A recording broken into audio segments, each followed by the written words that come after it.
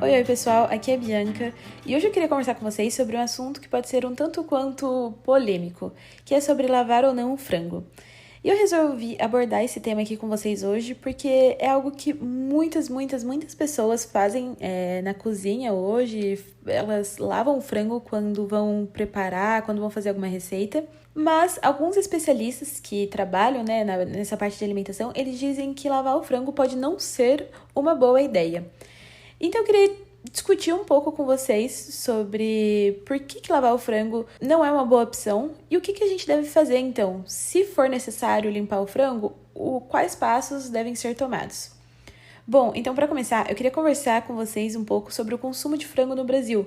Porque segundo os dados da Associação Brasileira de Proteína Animal, em 2023 o brasileiro consumiu, em média, cerca de 45 quilos de frango por ano, o que faz com que o frango seja uma das carnes mais consumidas do país. E esse alto consumo de frango, ele é explicado por algumas razões, e dentre elas nós temos um preço mais acessível, então é uma carne mais barata do que a carne de vaca. É um produto extremamente versátil, então a gente consegue utilizar o frango com vários tipos de temperos, a gente consegue alterar bem o gosto do frango, dependendo do nosso gosto pessoal, daquilo que a gente gosta como comida. Ele pode ser usado com muitos molhos, ele pode ser usado em diversas receitas, então ele é bem versátil. E a gente tem também uma percepção de saúde relacionada à carne de frango, porque a carne de frango ela apresenta bastante proteína e ela apresenta menos gordura do que uma carne de vaca. Então, para pessoas que buscam aí um estilo de vida mais saudável, para as pessoas que fazem atividade física, a carne de frango acaba sendo uma ótima opção. No Brasil, a gente tem também que o nosso país aqui, ele é o maior exportador mundial de carne de frango e o segundo maior produtor, ficando atrás apenas dos Estados Unidos. O que faz com que no Brasil a gente tenha uma grande disponibilidade de frango praticamente no país inteiro. Então, isso faz com que a gente tenha acesso a frango de alta qualidade e um frango muito bom em praticamente qualquer açougue, qualquer supermercado de confiança que a gente vá. E aí, uma história pessoal que eu queria contar aqui é de que, na França, muitos brasileiros, eles reclamam da qualidade do frango. E, na verdade, não é nem a qualidade sensorial de quando você vai comer, mas a limpeza do frango. Porque muita gente relata que na pele do frango que é encontrado lá na França, ainda tem um pouco de pena, ainda tem esse tipo de coisa. Então é preciso, tirar com a pinça, realmente fazer um pouco essa limpeza antes de consumir o frango. Então é algo que aqui no Brasil, pelo menos, eu acho que é mais difícil da gente encontrar frango que venha, relativamente sujo, com pena. E isso pode se dar, talvez pelo fato da gente produzir muito frango, e acabar exportando muito frango. Então, ainda bem, que a gente encontra um frango de qualidade aqui, em muitos casos, pelo menos. E daí agora eu queria conversar um pouquinho com vocês da onde que vem esse costume de lavar o frango. Porque como é uma carne muito consumida, acaba que na tradição, muitas avós, muitas mães preparam esse tipo de proteína. Elas vão usar essa proteína na cozinha. E ao longo do tempo foi desenvolvida essa ideia de que o frango ele estava sujo, Foi desenvolvida essa ideia de que assim como, por exemplo, a gente lava uma maçã, como a gente lava um pepino antes de preparar ele, tinha-se essa ideia de que era necessário também lavar a carne, que colocar a carne embaixo da torneira e passar uma água ali, isso vai ajudar a limpar o frango.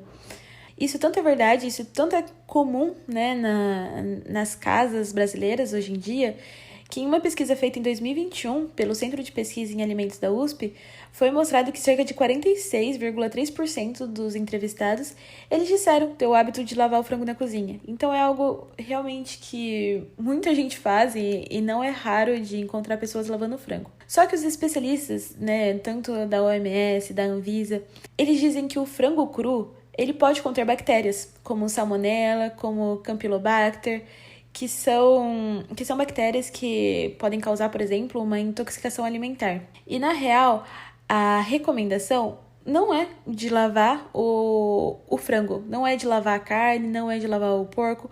Na verdade, a gente não deve lavar nenhuma carne crua. Mas aí você pode estar se perguntando, mas calma, o frango, então, ele tem bactérias e eu não posso lavar ele? Como assim? Então, a questão é que quando a gente coloca o frango embaixo da torneira, essa água que bate no frango vai entrar em contato com o frango, né, logicamente, e vai entrar em contato com as bactérias que estão presentes no frango. E essa água, ela vai respingar em tudo que está ali em volta da sua pia, da sua torneira. Então, ela vai respingar em você, na sua roupa, na bancada, nos utensílios de comida que estão ali próximos, nos alimentos. E foi estudado até que quando a água entra em contato com o frango, a água ela pode se espalhar para locais que estão até de 1 a 2 metros ali da pia, né, da torneira onde você está lavando a sua carne. Então, realmente, essa água com bactéria que vem do frango, ela acaba se espalhando por tudo ali. E daí você pode pensar, ah, não, mas eu não lavo o frango, eu coloco ele de molho, né, eu coloco ele dentro de uma bacia com água e lá eu coloco ou sal, ou limão, ou vinagre. Mas, gente, infelizmente, isso também não elimina as bactérias. No máximo, você pode usar o sal, o limão, o vinagre para temperar a sua carne. Mas nunca que isso vai matar a bactéria. Porque a acidez do limão, do vinagre, é muito baixo, vai ser uma quantidade muito mais baixa do que é necessária para matar uma bactéria. Então, o que a gente deve fazer para matar a salmonela, o campylobacter, para a gente ter um alimento seguro ali para cozinhar, para fazer para nossa família? Bom, o certo é só cozinhar bem a carne. Pronto. Isso é tudo. Na verdade, é isso que a gente precisa. Vai ser o calor que vai matar as bactérias. Então, alguns especialistas, eles indicam um valor aproximado de temperatura que a carne deve chegar. Então, seria, às vezes, em torno de 74 graus Celsius. Mas eu não sei vocês. Eu, por exemplo, não costumo cozinhar com o termômetro do lado. Eu não tenho um termômetro para comida. Então, o que a gente precisa se atentar é em realmente ver se a carne ela não tá crua, ver se a carne não tá gelatinosa depois de cozida e cozinhar bem. Fazer toda a nossa preparação, cozinhando certinho e tendo certeza de que a gente não deixou nada cru. E isso é tudo. Isso vai garantir pra gente que as bactérias elas foram mortas e que o nosso alimento ele está seguro para ser consumido.